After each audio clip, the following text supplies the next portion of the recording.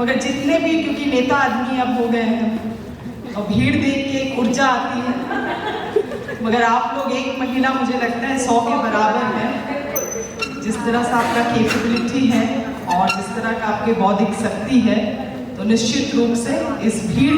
को संबोधन करने से पहले मुझे भी बहुत सारी चीज़ों को नाप तोल के बोलना पड़ेगा। This can make headlines. जिनके हाथों में कलम होता है, जिनके हाथों में माइक होता है, उनके पास भी कितने सारे विचारे हैं और कितने सारे बातें हैं रखने के लिए। तो निश्चित रूप से मैं नहीं चाहूँगी कि मैं उन सभी चीज़ों को आप लोग दोहराएं, क्योंकि आपकी तरफ से आई है, मगर कुछ बिंदुओं पर मैं बात करना चाहूँगी। आज के दौर में और ख़ास करके क्योंकि पत्रकारों को लोकतंत्रता का चौथा स्तंभ माना जाता है, आजकल जिस तरह से पत्रकारों को या पत्रकारिता को हम देख रहे हैं या न्यूज़ रिपोर्टिंग जो हम देखते हैं, कितना इन्फ्लुएंस्ड है। आप में से कोई कह रहा था सोशल मीडिया के ज़माने में, मुझे लगता है रूपा जी आप ही बोल रही थी कि पहले, आप भी बोल रही थी कि जो पहले का समय होता था,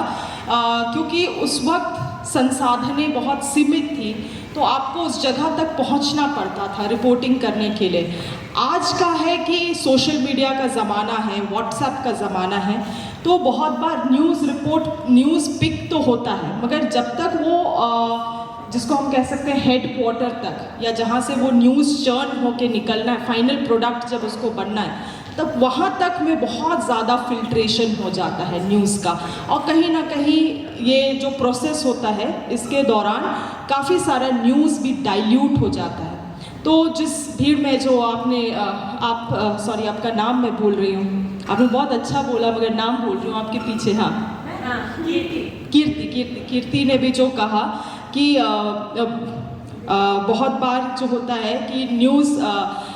मैं उस शब्द का प्रयोग नहीं करना चाहूँगी, मगर हम सभी जान रहे हैं जो आपने कहा था कि उस तरह का पत्रकारिता हम लोगों को नहीं करना चाहिए। और वो सभी चीज़ों के कारण बहुत बार होता है कि सोशल मीडिया चैनल के माध्यम से न्यूज़ आते उसका इतना वर्जन बन जाता है जो कि रियलिटी क्या है उससे हम कई कोसों दूर हो जाते हैं। और मैं आपको बतलाना चाहूँगी कि क्योंकि आपने उस चीज़ के बारे में बात भी किया, एक शोध किया गया है जिसमें पाया गया है कि जब किसी भी प्रोफेशन में जब महिलाएं होती हैं तो उस प्रोफेशन में ज़्यादा ईमानदारी आ जाता है। तो निश्चित रूप से मुझे लगता है कि जर्नलिज्म या पॉलिटिक्स ऐसा फील्ड है जहाँ पे ईमानदारी की बहुत ज़रूरत है, और ख़ास करके वो महिलाओं के माध्यम से आ सकता है, क्योंकि इसके लिए शोध भी हुआ है, स्टडी हुआ है। तो मुझे लगता है इससे बेहतर और क्या हो सकता है। और आप लोग यहाँ आई हैं, एक ज़माना था जहाँ पे 5-10 लोग मैक्सिमम हुआ करते थे, वहाँ से लेके आज तक में अगर इस संख्या बल में मजबूती आई है, बढ़ोतरी आई है,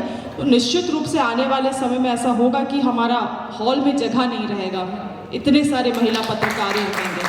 और उनके लिए जो स्पेस बनाने का काम है वो हम और आपको ही करना है, because we have to build the way for them. आगे आने वाले समय में उनके लिए हम कैसा स्पेस बनाते हैं, सेफ स्पेस बनाते हैं। क्योंकि जब हम रिप्रेजेंटेशन का बात करते हैं, प्रतिनिधित्व का बात करते हैं, इसका ये मतलब नहीं है कि प्रतिनिधित्व मतलब भागीदारी, ये दो अलग चीज़ें हैं। सिनोनिम्स की तरह आप इसको इस्तेमाल कर सकती हैं, मगर मुझे लगता है रिप्रेजेंटेशन और पार्टिसिपेशन में बहुत अंतर है। आज इसीलिए अंतर है क्योंकि जब मैं कॉर्पोरेट में थी, मैं एक ब्रांड मैनेजर के रोल में कार्यरत थी, और हर एक सुबह में हर्डल्स होता था हमारा, और उस हर्डल्स के दौरान हम लोग डिस्कस करते थे कि आज किन किन टॉपिक्स पे, या इस वीक स्पेशली मंडेज़ को, कि किन किन ब्रीफली टॉपिक्स पे हम लोग कवर करेंगे, ब्रांड को क्या हमारा टास्क रहेगा। तो मैंने एक चीज़ को गौर किया था कि जो महिलाएं बोलती थी उसको पुरुष सुनना नहीं चाहते थे। मैं गलत भी हो सकती हूँ, ये मेरा व्यक्तिगत अनुभव है। पुरुष सुनना नहीं चाहते थे, या सुनते थे तो उसको एक बैक स्टेप में, बैक फुट में डाल दिया जाता था कि हाँ ठीक है ओके।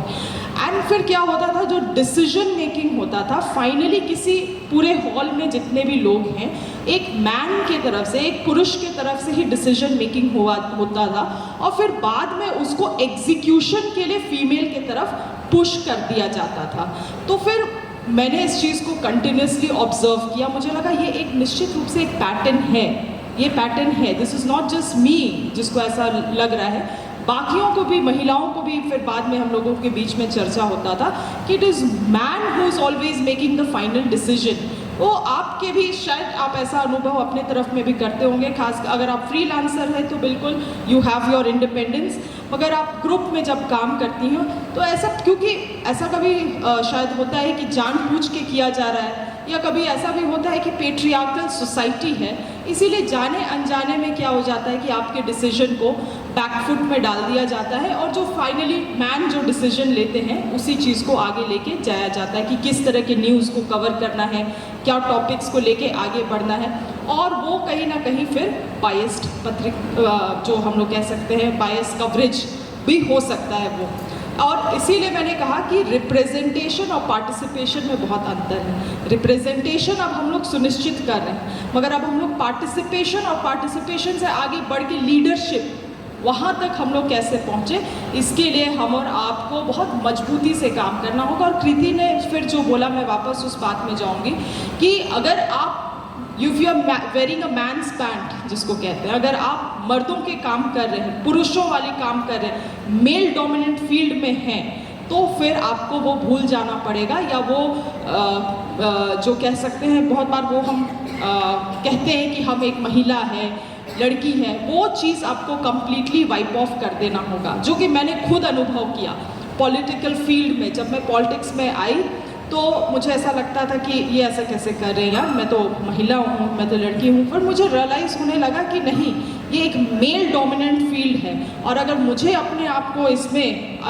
इंथ्रस्ट करना है, अपने आप को इसमें मुझे मजबूती से खड़ा करना है, तो ये पहली बात तो अपना मेंटल बैरियर जो है, इस चीज़ को कम्प्लीटली मिटा देना होगा कि मैं एक महिला हूँ। If I am taking up that task of a man, I will have to be a man, और rather just be a person, क्योंकि ज़रूरी नहीं है कि आपको बहुत मेल मेंटालिटी से भी काम करना है, क्योंकि हमारी जो ताकतें हैं, खास करके हम काफ़ी सिंपैथेटिक होते हैं अपने किसी भी रोल में, तो ये सभी चीज़ें हमारी ताकतें हैं, और इसको लेके हम लोगों को आगे बढ़ना है।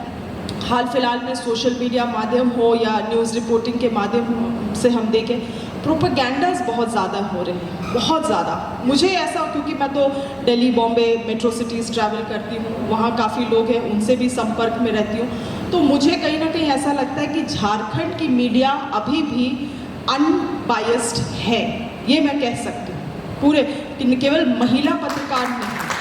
पूरा जो हमारा जर्नलिज्म का जो सेक्टर है झारखंड में, निश्चित रूप से बहुत हद तक हम अनबायस्ड है, और इस चीज़ को हम लोग कैसे आगे भी मेंटेन कर सके, इन्फ्लुएंस ना हो, इसके बारे में भी हम लोगों को थोड़ा सा इंटरनल रूप से जागरूक होना चाहिए। और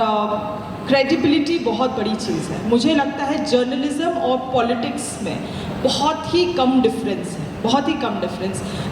मेरा जॉब टाइमिंग का कोई लिमिट नहीं है, सेम थिंग आप लोगों का भी। वापस घर जाने के बाद ऐसा नहीं होता है कि आपने फ़ोन ऑफ कर दिया, you are with your family, लगातार आपका कॉल्स बज रहा है, न्यूज़ आ रहा है, खास करके रात में भी रिपोर्टिंग आप कर ही रही हैं। बहुत बार इतने पुअर बैड वेदर कंडीशंस में मैंने आप लोगों को देखा है, छतरी लेके छतरी उड़ जा रहा है, तब भी आप लोग वहाँ डट के खड़े हुए हैं, और कहाँ पे आप लोगों ने रिपोर्टिंग नहीं किया है। मुझे नहीं लगता है कि मुझे लगता है बहुत कम डिफरेंस है, और इसीलिए भी शायद आप लोगों को चौथा स्तंभ कहा जाता है, क्योंकि निश्चित रूप से पॉलिटिक्स में और बहुत फाइन लाइन हो जाता है। और जिस तरह से नेता के लिए एक क्रेडिबिलिटी, या पॉलिटिशियंस के लिए उनका क्रेडिबिलिटी बहुत इम्पॉर्टेंट है, कि हमारे यहाँ से जो